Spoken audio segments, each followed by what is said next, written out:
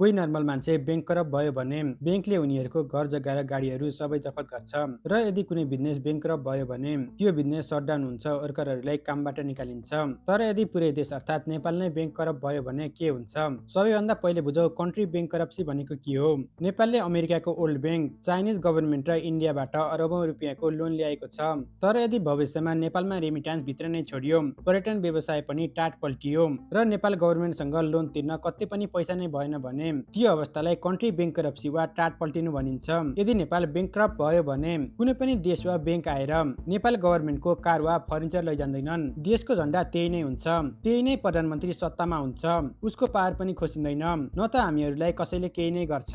Nepal bankrupt भयो भने नेपाल गभर्नमेन्टमाथि कसैले पनि विश्वास गर्दैनन्। यस्तो हुने बित्तिकै कोही पनि इन्भेस्टरले नेपालमा लगानी गर्दैन।